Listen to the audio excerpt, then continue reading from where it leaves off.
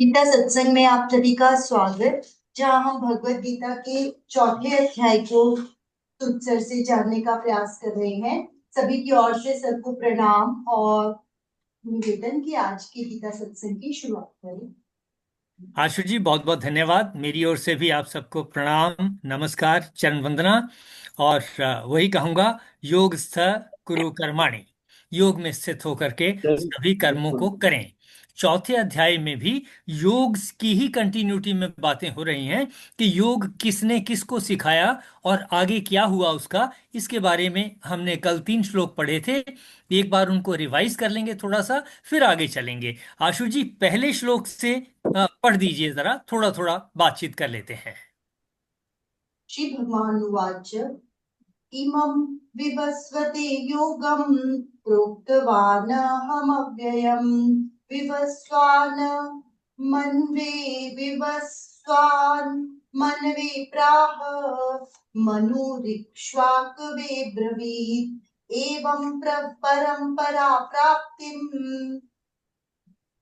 प्राप्तम् इमं राजर्षयो विदुः स काले नेह महता योगो नष्टः परन्तप।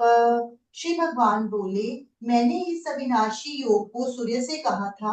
सूर्य ने अपने पुत्र वैवस्वत मनु से कहा और मनु ने अपने पुत्र राजा इक्ष्वाकु से कहा। हे परंतप अर्जुन, इस प्रकार परंपरा से प्राप्त इस योग को राजर्षियों ने जाना, किंतु उसके पश्चात वह योग बहुत काल से इस पृथ्वी लोक में लुप्त प्राय हो गया। हाँ, देखिए, हमने ये देखा, श्लोक में पढ़ा, कहा, श्री कृष्ण जी ने कहा कि मैंने इस अविनाशी, अव्ययम, जो व्यय नहीं हो सकता, अविनाशी योग को सूर्य से कहा था। तो मैंने प्रयास किया कि सूर्य ने अगर योग जाना, जहां से भी जाना हो, जिस भी अनंत शक्ति से जाना हो, अगर सूर्य ने योग को जाना, तो वो किस तरह से योग को उपयोग कर रहा है, योग में किस तरह से है। उसके गुरुत्वाकर्षण में जितने ग्रह हैं उनको इस तरीके से बांध के रखा है, ना तो वो परे जाते हैं, ना सूर्य के नजदीक आते हैं। सूर्य के नजदीक आना शुरू कर दें धीरे धीरे तो समाप्त हो जाएंगे, उसमें भस्म हो जाएंगे, उनका अस्तित्व समाप्त हो जाएगा।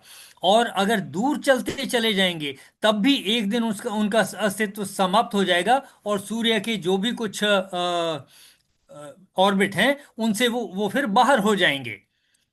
लेकिन अगर वो अपनी ऑर्बिट्स में चल रहे हैं, ना आगे जाते हैं ना पीछे आते हैं, ना इधर जाते हैं ना उधर जाते हैं, ये एक व्यवस्था के अनुसार चल रहा है, तब हम कह सकते हैं कि ये किसी समभाव में चल रहे हैं, बैलेंस में चल रहे हैं, जहां कोई बिगाड़ नहीं होता। और इसी बैलेंस का ही नाम योग है। समत्वम योग उच्यते।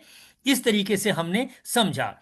और फिर कहा है, हालांकि हमें नहीं पता जो कुछ यहां कहा, उसके बाद लिखा है कि सूर्य ने अपने पुत्र वैवस्वत मनु से, और मनु से कहा, मनु ने अपने पुत्र राजा इक्ष्वाकु से कहा, और फिर इस तरीके से कहा, परंपरागत, हे परंतप, एवं परंपरा प्राप्तम, परंपरा से प्राप्त हुए योग को राज ऋषियों ने जाना।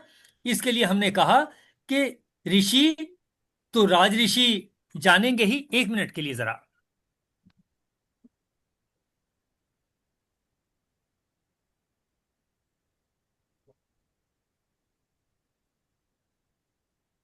राजाओं के पास शक्ति और ऋषि, उनको एजुकेशन देने वाले। तो कहा राज ऋषियों ने जाना। ये बिल्कुल ठीक बात है कि राजाओं तक और आगे प्रजा तक योग तभी पहुंचेगा अगर राज ऋषि, यानी राजाओं के जो टीचर हैं, एजुकेटर हैं, गुरु हैं, वो उनको समझाएंगे। तो कहा राज ऋषियों ने जाना। वह योग बहुत काल से इस पृथ्वी लोक में लुप्त प्राय हो गया है। यानी धीरे धीरे उस कालखंड में, उस समय में, जिस समय श्री कृष्ण जी ने अर्जुन से कहा, उन्होंने कहा कि यह योग लुप्त प्राय हो गया है, यानी अब किसी को इसकी नॉलेज नहीं है, पता नहीं है। अब पता नहीं है, तो फिर अगर हम जान रहे हैं, श्री कृष्ण जी ने बता दिया और हम जान रहे हैं, तीसरे अध्याय में हमने पूरी डिटेल में जाना ये, तो फिर प्रॉब्लम ही क्या है। चलिए आगे चलते हैं, श्लोक नंबर 3 में क्या कहा आगे। स एवायं मया तेद्य योगः प्रोक्तः पुरातनः भक्तोऽसि मे सखा चेति रहस्यम् एतदुत्तमम्। तू मेरा भक्त और प्रिय सखा है, इसलिए वही यह पुरातन योग आज मैंने तुझसे कहा है, क्योंकि यह बड़ा ही उत्तम रहस्य है। ये हमने कल भी डिस्कस किया था कि अगर मेरे पास कोई इंट्रिकेट नॉलेज है, सीक्रेट नॉलेज है, गुप्त जो है विद्या मुझे पता है, तो फिर अगर कोई मेरा फ्रेंड है, मेरा जानने वाला है, मेरा प्रिय है, तो मैं उसको आसानी से बता दूंगा। और साथ में ये भी कहा, वो सीखने के लिए तैयार भी होना चाहिए, उसमें कुछ ना कुछ आग्रह होना चाहिए, हाँ मैं जानना चाहता हूं। तो ऐसी परिस्थितियों में फिर ज्ञान आगे ट्रांसफर हो सकता है, योग आगे ट्रांसफर हो सकता है। तो अर्जुन को कह रहे हैं कि हे अर्जुन, तू मेरा भक्त और प्रिय सखा है। मेरा भक्त भी है, यानी मेरी बातों को, भक्त कौन? जो किसी की बातों को माने। मैं माता पिता का भक्त कब होऊंगा? मैं उनके अनुसार काम करूं, उनकी बातों को समझूं, जानूं, मानूं। मैं गुरु का भक्त कब होऊंगा? गुरु जो मुझे डायरेक्शंस दे, मैं उनके हिसाब से चलूं, उसके हिसाब से काम करूं। तो यहां कहा, अर्जुन को कहा कि तू मेरा भक्त और प्रिय सखा है, यानी कि दोनों बातें कह दी। अर्जुन जो है श्री कृष्ण जी का भक्त भी है, मतलब ये कृष्ण जी जो कहेंगे वो मान लेगा, मना नहीं करेगा, लेकिन फिर भी जबरदस्ती नहीं मनवा रहे, लॉजिकली इस बात समझा रहे हैं। हमें भी ध्यान रखना है कि हम अपने जीवन में अगर कोई हमारा भक्त है, यानी हमारी बात को मानता है, हम जबरदस्ती उससे अपनी बात ना मनवाएं कि तुझे कह तो दिया ना, छोड़ अब तू बस ये कर दे। नहीं, तब भी उसको लॉजिकली समझाएं। ये है हमारे जीवन में उपयोग की बात। देखें जरा कि क्या इंपॉर्टेंट है हमारे जीवन में, कि अगर कोई हमारा मित्र भी है तो हमने क्या करना है, जो जो तैयार है हमारी बातों को मानने के लिए, हमने किस बात का ध्यान रखना है? एनीवन? कोई हमारा मित्र है, सखा है, तब भी हमने इस बात का ध्यान रखना है कि हम उससे जबरदस्ती ना मनवाएं कोई बात, हम उसको लॉजिकली समझाएं। जैसे श्री कृष्ण जी अपने भक्त और परम सखा को लॉजिकली समझा रहे हैं, उसके प्रश्नों के उत्तर दे रहे हैं, ताकि उसकी समझ में आ जाए, नेचुरली समझ में आ जाए। तो कैसे हैं? मित्र में और सखा में ये बातें जरूरी इस हैं। वाले नंबर में देखें ना जरा कुछ इस श्लोक से हाँ, इस वाले हमने नंबर में क्या कुछ सीखा, प्रॉब्लम है, यहाँ ये कि लोकल कॉन्टैक्ट, हमें लोकल भी नहीं लगता है किस बात का ध्यान रखना चाहिए। कभी कभी। हाँ बिल्कुल ठीक, हमें बिल्कुल ठीक है। हाँ हमें अपनी बात जो है हाँ, वो यहाँ तो ठीक है, अभी उसी को फिलहाल तो कहनी चाहिए, माहौल अपने ठीक उसी है। मित्र उसी को दिनों कहनी तो चाहिए थोड़ा जो गड़बड़ उससे थी जानने काफी। की इच्छा रखता हो और वो उसके योग्य हो। तो वही वैसे तो हम अपनी मन की बात अपना प्रिय जो मित्र है, उस सखा है, उसको कह देते हैं, लेकिन फिर भी थोड़ा देखना चाहिए कि वो उसकी इच्छा है भी, उस बात को जानने की इच्छा है या नहीं है। तो हम जबरदस्ती किसी से अपनी कोई बात नहीं मनवा सकते। अगर वो जानने का उत्सुक है, जानने की इच्छा वाला है और उसमें जानने की योग्यता है, तभी हमें उसकी बात जो है, अपनी बात उसको कहनी चाहिए। तब भी एक और जरूरी बात जो यहां से सीखी, एनालाइज करके सीखी, कि अगर भक्त भी है, सखा भी है, फ्रेंडशिप भी है, उसके साथ अटैचमेंट भी है, तब भी उसको लॉजिकली समझाएं, उसके प्रश्नों का समाधान करें, उत्तर दें, जिससे वो लॉजिकली बताएं, सेटिस्फाई उसकी बात को सेटिस्फाई सुने। हो सके, जिससे वो सेटिस्फाई हो सके, अगर हम अपनी बात बिल्कुल ठीक, बिल्कुल ठीक। यानी जबरदस्ती मनवाने की बजाय उसको लॉजिकली समझाएं।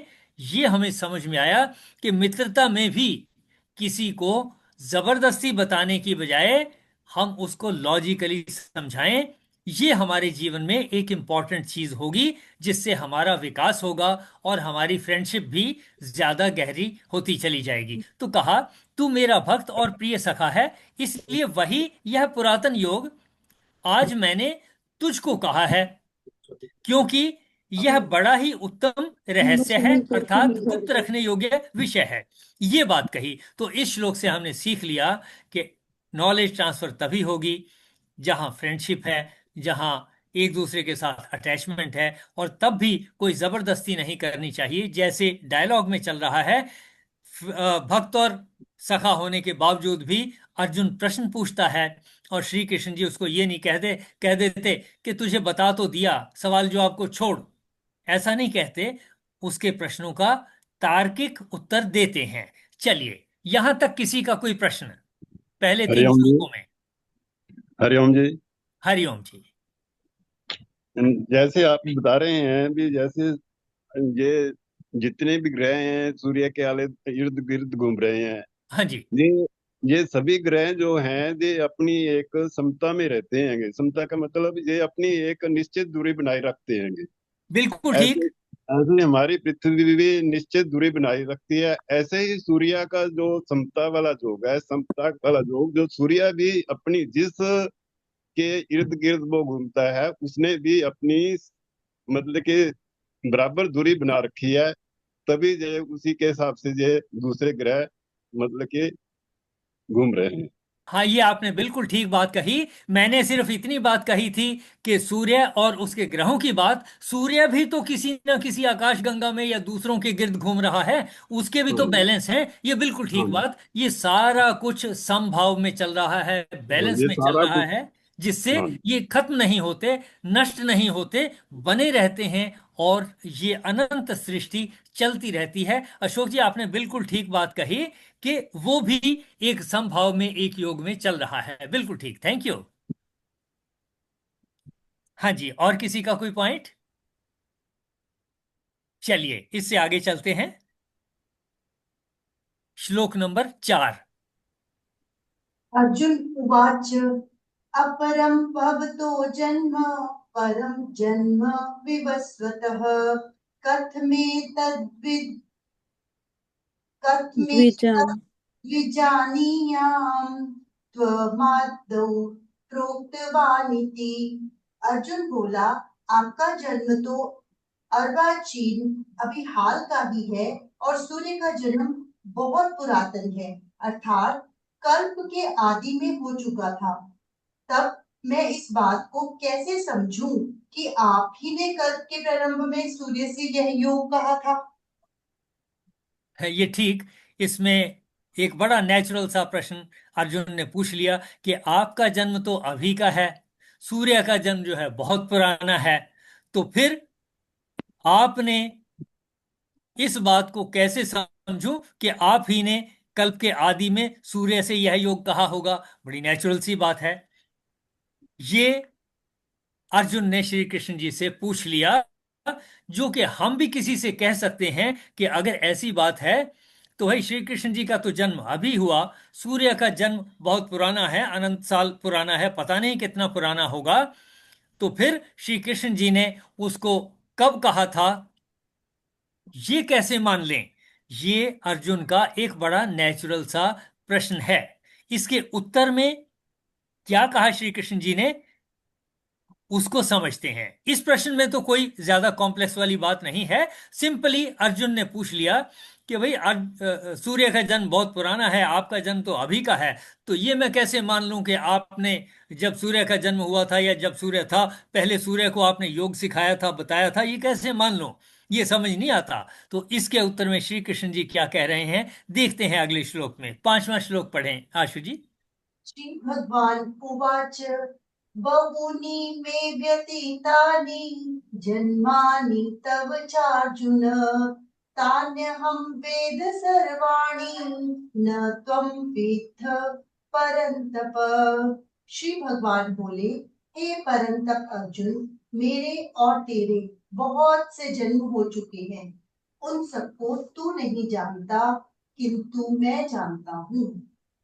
देखें, अब यहां जो बातें कहीं, इसको थोड़ा गहराई से समझना होगा। श्री कृष्ण जी कह रहे हैं, हे परंतप अर्जुन, मेरे और तेरे बहुत से जन्म हो चुके हैं। मनुष्य रूप में कहा कि मेरे और तेरे बहुत से जन्म हो चुके हैं, उन सबको तू नहीं जानता, मैं जानता हूं। यानी श्री कृष्ण जी वो शक्ति हैं जिसको जाना नहीं जा सकता, कि वो किसी जन्म में सूर्य के तुल्य थे, कि सूर्य को योग सिखा सकते थे। इसका मतलब जितनी शक्ति सूर्य में है, और जितना आकार सूर्य का है, हो सकता है ऐसा ही आकार श्री कृष्ण जी का भी रहा हो किसी फॉर्म में।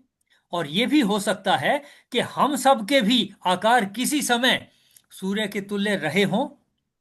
इसका कुछ नहीं कहा जा सकता कि अनंत में, इस अनंत सृष्टि में कौन छोटे रूप में आ जाएगा और वही शक्ति कब किसी बड़े रूप में बड़ा रूप धारण कर लेगी, इसको कुछ नहीं कहा जा सकता। ऐसा हमें इन श्लोकों से पता चलता है। फिर से पढ़ता हूं इसको। हे परंतप अर्जुन, मेरे और तेरे बहुत से जन्म हो चुके हैं। अब जन्मों की बात हो रही है, लेकिन बात सूर्य के साथ कंपैरिजन की बात हो रही है। उधर सूर्य का जन्म, अब सूर्य के जन्मों की बात करें तो अनंत काल कि कितने सालों तक चलेगा, कितने अरब साल और खरब साल लगेंगे उसको, उसका लाइफ कितना है कोई पता नहीं। और अगर श्री कृष्ण जी उस शक्ति में थे जिन्होंने उसको इस सिस्टम में डाला जहां बैलेंस है, जहां वो एक दूसरे से टकराते नहीं, घूमते हैं, धुरी पर घूमते हैं, ऑर्बिट में घूमते हैं, एक दूसरे के इर्द गिर्द घूमते हैं, स्टार जो हैं दूसरे स्टार्स में, गैलेक्सीज में घूमते हैं, ये सब जो बैलेंस बना हुआ है योग की तरह से, एक तरीके से ये स्थित हैं और कोई बिगाड़ पैदा नहीं होता, ये चल रहा है। तो कहा जा सकता है कि जितनी शक्ति हमारे अंदर है, ये भी कहीं ना कहीं किसी समय में अनंत शक्ति के रूप में थी और आने वाले समय में भी हो सकती है। तो फिर अगर हम इतना माने कि ऐसा अगर हो सकता है, जो श्लोक से समझ में आता है कि अगर ऐसा हो सकता है, तो फिर इस समय जो शक्ति मेरे पास है, जो रूप मेरे पास है, जो आकार मेरे पास है, मैं उसी का उपयोग करके किसी तरीके से विकास कर लूं, अपना, परिवार का, समाज का, वातावरण का। और इनमें से क्या पता किस दिन आप एक स्टार बन जाएं, यानी एक सितारा बन जाएं, सूर्य बन जाएं, आप एक ग्रह बन जाएं, कुछ और बन जाएं, कुछ नहीं कहा जा सकता। देखें जरा क्या मीनिंग हुआ, देखें जरा क्या कहा गया इस श्लोक में। हे अर्जुन, मेरे और तो तुम्हारे बहुत से जन्मों की बहुत बात सारे कर जन्म रहे हैं कि हो जैसे, चुके हैं तो कह रहे हैं और कि उनको उनको तुम नहीं जानते लेकिन मैं जानता हूँ, क्योंकि मैं कृष्ण जो जानता है हूं। वो एक शक्ति है। चाहे उनको और हम यहां परमात्मा से के रूप में समझे या जैसे भी समझे, कृष्ण बिल्कुल को। ठीक, बिल्कुल ठीक। हम यहां से एनालिसिस करके देख सकते हैं कि अगर वो कह रहे हैं और तुलना कर रहे हैं सूर्य के साथ, सूर्य के जन्म के साथ, तो डेफिनेटली ऐसा हो सकता है कि हम भी उस शक्ति में कहीं रहे हो सकते हैं। उस अनंत शक्ति की तरह से हम भी कोई किसी स्टार का हिस्सा, स्टार हो सकते हैं। और आज हमारा रूप जो है छोटा है और हम इस रूप में हैं, कल फिर किसी ऐसे ही रूप में हो जाएं, इसका कुछ नहीं कहा जा सकता। ये सिर्फ मेरी एनालिसिस है श्लोक को पढ़ते हुए और कंपैरिजन करते हुए कि श्री कृष्ण जी अगर सूर्य के साथ कंपैरिजन करते हैं तो सूर्य का आकार, शक्ति और उसके जो भी गुण हैं, उसी तरीके के गुण, अगर उनमें ये गुण जिस शक्ति ने डाला वो श्री कृष्ण जी हैं, तो वो शक्ति डेफिनेटली सूर्य के आकार से बड़ी रही होनी चाहिए या किसी और फॉर्म की होनी चाहिए जो सूर्य को कंट्रोल कर सकती हो। अगर ऐसा है तो डेफिनेटली श्री कृष्ण जी को फिर अनंत कहा जा सकता है कि हमें उस शक्ति का पता नहीं। हमें यहां पर जो दिखाई देते हैं वो छोटे से दिखाई देते हैं, मनुष्य के शरीर के आकार के दिखाई देते हैं, मनुष्य के तरह से काम करते हुए दिखाई देते हैं। लेकिन जो बात कही गई है उससे हम ये तर्क संगत होगा हम कहें कि वो भी किसी अनंत शक्ति का ही हिस्सा रहे होंगे, तभी उन्होंने सूर्य को और बाकी चीजों को ऑर्बिट्स में सेट किया होगा, यानी योग में योग सिखा दिया होगा, बैलेंस सिखा दिया होगा। देखें जरा क्या समझ में आया इस श्लोक से। इस श्लोक से समझ में आया कि जिसको श्री कृष्ण जी कह रहे हैं वो शक्ति एक अनंत शक्ति हो सकती है जिसने सूर्य को योग सिखाया होगा, सूर्य को ऑर्बिट में डाला होगा और बाकी उससे रिलेटेड सारी चीजों को ऑर्बिट्स में सेट किया होगा। देखें जरा, इस सवाल का जवाब अपने मन से पूछें कि हरिओम क्या जी। मीनिंग है। हाँ जी। ऐसे है जी, जहाँ जो भगवान जी ने ये कहा है कि मेरे और तेरे बहुत जन्म हो चुके हैं, ये तो बात क्लियर है, चलो ठीक है। परंतु ये भगवान जी ने ये नहीं कहा है कि जल जैसे मैंने सूर्य को जिस टाइम ये उपदेश दिया था, भी अर्जुन किस रूप में थे। हाँ, ये यहां पर कहीं समझ में नहीं आता कि अर्जुन किस रूप में थे, श्री कृष्ण जी किस रूप में थे। ये सिर्फ मेरी एनालिसिस है कि अगर उन्होंने उनको ऑर्बिट्स में डाला जहां वो बैलेंस में चल रहे हैं, तो डेफिनेटली कोई और बड़ी शक्ति होनी चाहिए और कोई बड़ा स्वरूप होना चाहिए, बड़ा मास होना चाहिए। जो साइंटिफिकली हम जानते हैं, जिस चीज का जितना ज्यादा मास है, उसकी गुरुत्वाकर्षण की शक्ति भी उतनी ही ज्यादा होती है, और उसी के अनुसार फिर वो अनंत में कहीं ना कहीं बैलेंस में आकर के सेट होता है। जो आपने बात कही, ये बिल्कुल ठीक है। श्लोक में कहीं नहीं लिखा हुआ कि उस समय अर्जुन किस रूप में थे या श्री कृष्ण जी भी किस रूप में थे, ये नहीं पता चलता। यहां से हमें सिर्फ इतना ही पता चलता है कि हम में से कोई भी अनंत शक्ति के का रूप ले सकता है। ऐसा एनालिसिस है मेरी। देखें जरा। जय श्री कृष्ण। जय श्री इस कृष्ण। भगवान कह रहे हैं अर्जुन से कि हमारे अनेक जन्म हो चुके हैं, बहुत से जन्म हो चुके हैं जो तुम्हें नहीं पता, लेकिन मैं जानता हूँ। जैसे वो सूर्य की बात कर रहे हैं, तो अगर वो सूर्य को एक उसमें व्यवस्थित में रहकर उसमें ऑर्बिट में रख सकते हैं, तो दैट मीन्स जो श्री कृष्ण हैं वो सूर्य से भी बड़े हैं। इस तरह वो एक अलौकिक शक्ति है। ये बिल्कुल ठीक बात कही। ऐसी बात तर्क संगत लगती है। अदरवाइज हम पढ़ते हैं कि श्री कृष्ण जी परमात्मा हैं, बड़े हैं, ये है, सब कुछ हम पढ़ते हैं, लेकिन समझ नहीं आता कि एक मनुष्य की शक्ल वाला व्यक्ति परमात्मा कैसे हो सकता है। तो यहां से श्लोकों से पढ़ करके जो बात उन्होंने कि सूर्य को योग मैंने सिखाया, अगर ऐसी बात है, तब हम इस तर्क से जान सकते हैं कि वो भी एक अनंत शक्ति रहे होंगे, जो कि सूर्य से बहुत बड़ी होगी फिर। ऐसा हमें समझ में आता है। इसमें किसी का कोई प्रश्न या आप अपनी तरफ से कुछ कहना चाहें, फिर आगे चलेंगे। ये सर, जो जिनके माइक ऑन है ना, जैसे एक नंबर है, ये शायद कुसुम जी का है, थोड़ा ऑफ रखा करें, बहुत डिस्टरबेंस होती है, इनकी आवाज आती है बीच में थोड़ा। जिनके माइक ऑन है वो सब ऑफ कर ले प्लीज। ये ठीक कहा आपने। फिर ऐसा लगता है कि कोई बीच में कुछ कहना चाहते हैं, लेकिन वो डिस्टरबेंस होती है। ठीक, चलिए। हाँ जी, एनीवन एल्स? तो चलिए, हमने इतनी बातों को सीखा और ये जाना कि जहां जहां हम भगवान श्री कृष्ण जी को भगवान कहते हैं, तो डेफिनेटली हम उनको अनंत मान सकते हैं। अगर हम ये मान के चलें कि श्री कृष्ण जी ने सूर्य को योग सिखाया होगा, ऑर्बिट में डाला होगा, बैलेंस में डाला होगा, तब हम कह सकते हैं कि वो एक बड़ी अनंत शक्ति रहे होंगे। और अनंत शक्तियों का जो है रूप बदलता रहता है।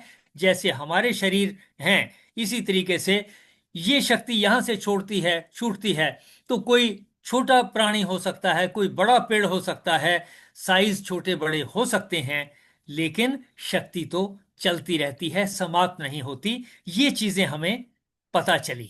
चलिए, इससे अगले श्लोक पे चलते हैं। हाँ जी, आशु जी। अजह अपि। अजोपि सन् व्ययात्मा भूतानामीश्वरोऽपि सन् प्रकृतिं स्वामधिष्ठाय संभवाम्यात्म मायया।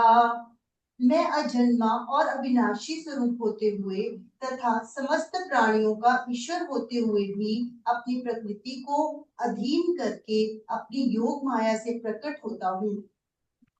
देखें, अभी तक जो हमने डिस्कशन किया, उसको जब हम इसके साथ जोड़ेंगे तो लॉजिकल लगता है, तर्कसंगत लगता है। कहा, मैं अजन्मा और अविनाशी स्वरूप होते हुए भी। अजन्मा यानी जिसका जन्म नहीं होता, अविनाशी जिसका विनाश नहीं होता। सूर्य से भी बड़ी शक्ति हो सकती है, ये रही ही होंगी। मैं अजन्मा और अविनाशी स्वरूप होते हुए भी, समस्त प्राणियों का ईश्वर होते हुए भी, जब इतनी बड़ी शक्ति है, सूर्य ही सब प्राणियों का ईश्वर है।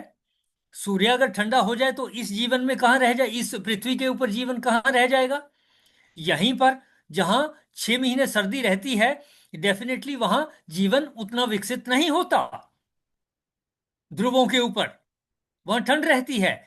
लेकिन अगर सूर्य ही समाप्त हो जाए, उसकी ऊर्जा ही नहीं होगी, तो फिर ये सब कुछ नष्ट हो जाएगा। तो कहा गया, मैं अजन्मा और अविनाशी स्वरूप होते हुए भी, समस्त प्राणियों का ईश्वर होते हुए भी, अपनी प्रकृति को अधीन करके अपनी योग माया से, ये योग माया कौन सी?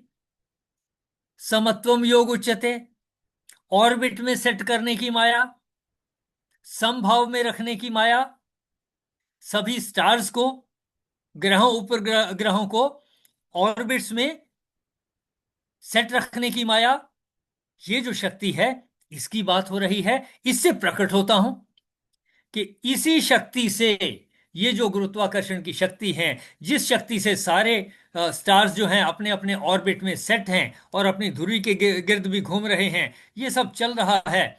तो कहा, मैं अजन्मा और अविनाशी स्वरूप होते हुए भी, इनमें से कोई चीज जन्मती है, कोई नहीं भी जन्मती, अजन्मा कहा जा सकता है। विनाश इनका होता नहीं, किसी भी चीज का विनाश नहीं होता। ये तो साइंस भी कहती है, E = mc² के एनर्जी को आप मास में और मास को एनर्जी में बदल सकते हैं। उसी के अनुसार रूल बने हैं और परमाणु बम बने हैं, विस्फोट हो सकते हैं। हम जानते हैं परमाणु एनर्जी बिजली पैदा करते हैं, उससे ये सारा कुछ चलता है। इतना तो आज के दिन में हम जानते ही हैं।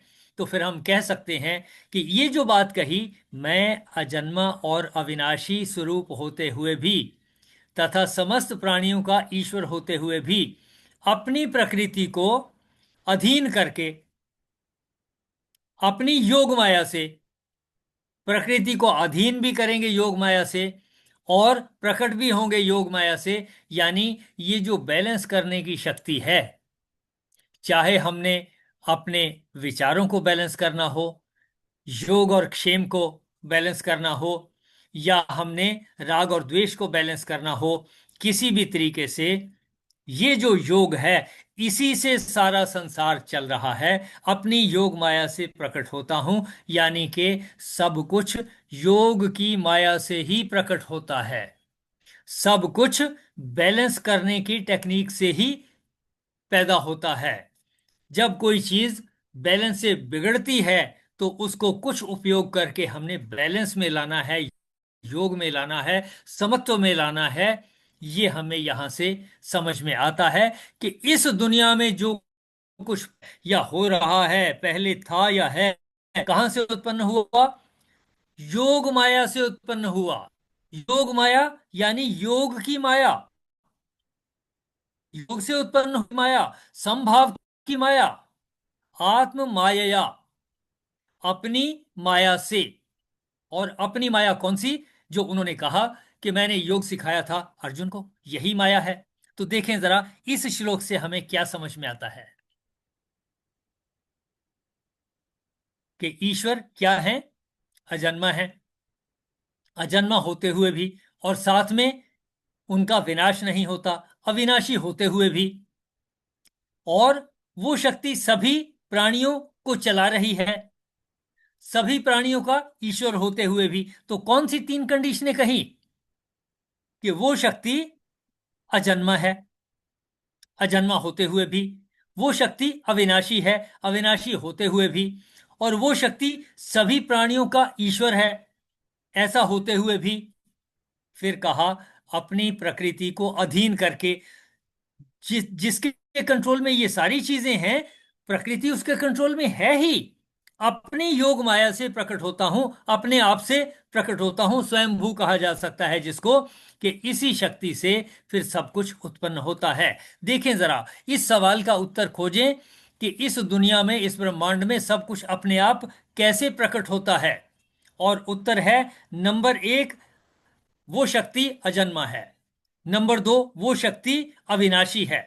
नंबर 3, वो शक्ति सभी प्राणियों की ईश्वर है, उनकी कंट्रोलर है। और ऐसा होते हुए भी ऑटोमेटिकली आती है, जाती है, प्रकट होती है, विभिन्न रूपों में प्रकट होती है। देखें जरा इस श्लोक में कौन सी चार बातें कही गई। पहली बात क्या है कि वो अनंत शक्ति क्या है? अजन्मा है, दूसरी बात अविनाशी है, अविनाशी है, और समस्त प्राणियों समस्त प्राणियों की ईश्वर है। ईश्वर ऐसा है, होते हुए फिर उस शक्ति के बारे में क्या कहा? कि वो प्रकृति अपनी को अपने अधीन करके, यानी सारी प्रकृति उस शक्ति के अधीन है। फिर आगे क्या कहा? अपनी योग माया से प्रकट होता हूं, यानी ये शक्ति ही अपनी माया से अपने आप, जिसको कहा जा सकता है स्वयंभू, अपने आप ही होती है, उससे प्रकट होते हैं, सब कुछ प्रकट होता है। रिवाइज करें जरा इस एक श्लोक से हमने उस अनंत के बारे में क्या क्या जाना। पहली बात क्या जानी? अजन्मा। दूसरी बात क्या क्या जानी? विनाशी है। अविनाशी। अविनाशी, तीसरी बात क्या जानी? सभी समस्त प्राणियों प्राणियों का की ईश्वर, ईश्वर है। चौथी बात क्या जानी? कि यही प्रकृति शक्ति, को यही अपनी शक्ति योग अपनी प्रकृति को अधीन कर लेती है। अधीन करके फिर योग क्या माया, करती है? अपनी योग अपने माया आप से ही प्रकट प्रकट होती होती है, है। अपने आप प्रकट होती। आत्म माया, अपनी ही माया के द्वारा। यहां योग माया शब्द तो हिंदी में लिखा है, संस्कृत का शब्द है आत्म माया, अपनी ही माया के द्वारा, यानी अपना ही जो कुछ है, जिसके गुणों के बारे में बताया, अजन्मा है, अविनाशी है और सबकी कंट्रोलर है, ये अपनी ही माया से प्रकृति को अधीन करती है और प्रकट हो जाती है, अलग अलग रूपों में प्रकट हो जाती है। तो हम भी उसी का रूप हैं। जो हमारा मित्र है वो भी उसी का रूप है, जो हमारा शत्रु है वो भी उसी का रूप है, जो हमारा प्रशंसक है वो भी उसी का रूप है, जो हमारा आलोचक है वो भी उसी का रूप है। तो फिर अगर मैं किसी को गाली देता हूं, कोसता हूं, मैं उसी को कोस रहा हूं, बुरा भला कहता हूं, उसी को कोस रहा हूं।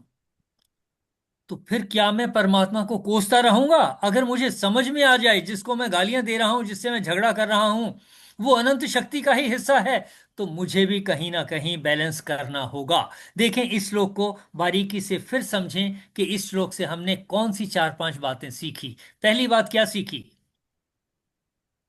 कि वो अजन्मा है। वो शक्ति जो है अजन्मा है। दूसरी बात, वो अजन्मा है, वो अविनाशी है। उसका विनाश नहीं होता। बिल्कुल ठीक। और वो तीसरी बात, समझ और वो सब प्राणियों का ईश्वर है, मतलब वो बिल्कुल ठीक, सबसे वो बड़ा शक्ति सभी प्राणियों की ईश्वर है। ईश्वर है। ऐसा होते हुए और फिर क्या कहा? और उसके बाद उन्होंने बताया कि अब सारी प्रकृति को वश में अपने कंट्रोल में अधीन रखते हुए, करके, अपने कंट्रोल में रखते हुए वो क्योंकि खुद क्योंकि उसकी उस अपने शक्ति आप के बाहर कोई हो ही नहीं सकता। हो ही नहीं उसकी सकता। शक्ति के कंट्रोल के बाहर कुछ हो ही नहीं सकता। तो अपनी हो ही नहीं प्रकृति को वश में रखते हुए, सकता। बस कंट्रोल में में रखते हुए, रखते हुए वो विभिन्न रूपों में प्रकट होते हैं। तो विभिन्न जब वो रूपों में। विभिन्न रूपों में प्रकट होते हैं तो उसमें जो मेरा मित्र है वो भी उन्हीं का अंश है, जो मेरा शत्रु है वो भी उन्हीं का अंश है। तो इससे मुझे ये सीखने को मिलता है कि अगर मैं किसी को अच्छा कहूँ या मैं किसी को बुरा भला कहूँ, तो मैं उस परमात्मा, उस ईश्वर को ही कह रही हूँ। तो अगर मैं उस ईश्वर को ही कह रही हूँ तो उसमें फिर मेरे को पता होना चाहिए कि मैंने उसको क्या कहना है, क्या नहीं कहना है। उस हिसाब से मुझे अपने ऊपर थोड़ा सा संयम रखना चाहिए, रखना पड़ेगा। और अपने आप को, कहने का मतलब कि हमें अपने आप को समभाव में रख के अपना बिहेवियर सेट रखना है। ये बहुत अच्छी संयम, बात आपने, ये हाँ जी हाँ संयम जी, ही कहें। एक तरह का योग हुआ ना, ये संयम ही योग हुआ। बिल्कुल ठीक, बिल्कुल ठीक, बिल्कुल ठीक। ये सारा जो अनंत है योग में चल रहा है, बैलेंस में चल रहा है। ये टकराते नहीं एक दूसरे से, समभाव में चल रहे हैं। किसी को किसी के साथ राग नहीं है, द्वेष नहीं है। राग और द्वेष का एक बैलेंस चल रहा है इस पूरे अनंत में। चाहे वो ग्रहों के लेवल पर हो, चाहे वो स्टार्स के लेवल पर हो, चाहे वो गैलेक्सीज के लेवल पर हो, चाहे वो समाज में समाज के लेवल पर हो, चाहे वो एक शहर के लेवल पर हो, चाहे वो मोहल्ले के लेवल पर हो, चाहे अपने परिवार के लेवल पर हो। हमें जिस तरीके से ये अनंत चल रहा है, योग में स्थित है, उसी तरीके से हमें ध्यान रखना पड़ेगा कि हम भी इस योग में बने रहें। देखें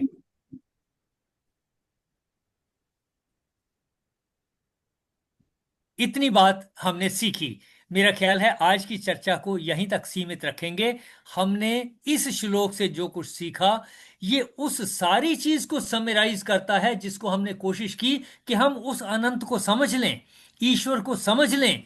पहले दिन से हमने ईशावास्य उपनिषद से सीखना शुरू किया था, पहले श्लोक से सीखना शुरू किया था। यहां आकर के और बारीकी समझ में आती है। योग की तरीके से इसको समझने का ये तरीका हुआ। देखें जरा, इसमें किसी का कोई पॉइंट या आप अपनी तरफ से कुछ कहना चाहें, फिर पूर्णता की ओर बढ़ेंगे। सर, जब ये योग का बैलेंस बिगड़ता है तभी युद्ध और लड़ाई झगड़े और बाकी सारी जो सभी तभी फैलती हैं, सब बुराइयां कह लो या कुछ भी। जब ये योग का बैलेंस बिगड़ता है तभी सारी ये सब कुछ। बिल्कुल ठीक, यानी प्रेम भाव समाज में बिगड़ा तो योग बिगड़ गया, अनबैलेंस हो गया, संभव नहीं रहा, तो कठिनाइयां पैदा होती हैं। फिर उन कठिनाइयों में जब कोई मारा गया, कुछ और हो गया, किसी को चोट खा के समझ में आ गया, किसी के मर जाने से किसी दूसरे को समझ में आ गया, फिर योग में आते हैं। यानी जब हम योग से बाहर जाते हैं तो विनाश की तरफ को जाते हैं। विनाश होने के बाद फिर समझ में आता है कि योग में आना है, मिलजुल के रहना है। यही चल रहा है। लड़ाई झगड़े करते हैं, फिर पता चलता है नुकसान ही हुआ, फायदा तो नहीं हुआ, यानी फिर योग में आ गए। मतलब ये कि जहां योग बिगड़ता है, परेशानी खड़ी होती है, उससे जितनी दिक्कतें हैं उनमें से गुजरते हुए फिर वापस लौट के योग में आते हैं, संभाव में आते हैं, फिर कहते हैं मिलजुल के रहो। ये बातें। हाँ जी। जय श्री कृष्ण। जय श्री कृष्ण। हाँ, इसमें ये समझ आ रहा है कि पूरा ब्रह्मांड जो है, हम महीने के मंगवा उसको पैसे देते हैं 1,000 रुपए। ये कुसुम जी मुझे भी दो, उसके जो खर्चा देते हैं रोज के ना वो मेरे को दो। ले लो। आशु जी, आप कर दो इन्हें। आशु जी इनको म्यूट कर दें प्लीज। हाँ जी, इसमें ये समझ आ रहा है कि पूरा ब्रह्मांड जो है वो एक योग में है। सूर्य अपनी जगह स्थित है, ग्रह अपनी जगह पे ऑर्बिट में है। उसी तरह हमने अपने आप को योग में रखना है, बैलेंस में रखना है और सबसे प्रेम से रहना है। ये बिल्कुल ठीक कहा आपने। यानी इस एक श्लोक में जिसको समझना जरा मुश्किल हो रहा था, जितना जितना हम बारीकी में गए और उसको योग के साथ जोड़ करके हमने देखा, समभाव के साथ जोड़ करके देखा, बैलेंस के साथ जोड़ करके देखा, तो कितनी चीजें हमारी समझ में आ गई। हम ईश्वर को समझने की ओर बढ़ रहे हैं कि ईश्वर ईश्वर ये योग पैदा करता है, हमने इस योग को बनाए रखना है, और नहीं बनाए रखेंगे तब झगड़े करके भी वापस हमने योग में ही आना है। ऐसा हमें समझ में आता है, जो कि प्रैक्टिकली ट्रू है। हाँ देखें जी, जरा। हाँ जी, बस संतुलन बना के रखना है हमने। बिल्कुल ठीक, बिल्कुल ठीक। यानी संतुलन बना के रखेंगे तो हम परमात्मा के द्वारा जो बताया गया, जो सूर्य को बताया गया योग था, उसी को हम प्रोपेगेट कर रहे हैं। ये एक सिंगल प्रॉपर्टी है जो समझ आता है कि योग से ही सारा यूनिवर्स चल रहा है। योग किसका नाम? समत्वम, समभाव का, बैलेंस का, एक दूसरे के साथ गुरुत्वाकर्षण में बैलेंस बने हुए हैं। यही योग है। हमारी बातचीत में, परिवार में, समाज में बैलेंस बना रहे, यही योग है। यानी हम अगर योग सीखते हैं और इस डिटेल को जानते हैं तो डेफिनेटली हम कहेंगे कि हमने असल में योग को जाना और भगवत गीता के श्लोकों को समझा। देखें जरा, किसी का कोई पॉइंट, और इसके बाद पूर्णता की ओर बढ़ते हैं। हाँ जी आशु जी, ओम पूर्ण चलिए कोई भी और पढ़ दें। ओम पूर्णमदः पूर्णमिदं पूर्णात् पूर्णमुदच्यते पूर्णस्य पूर्णमादाय पूर्णमेवावशिष्यते। ओम शांतिः शांतिः शांतिः। आज की चर्चा बहुत सार्थक रही।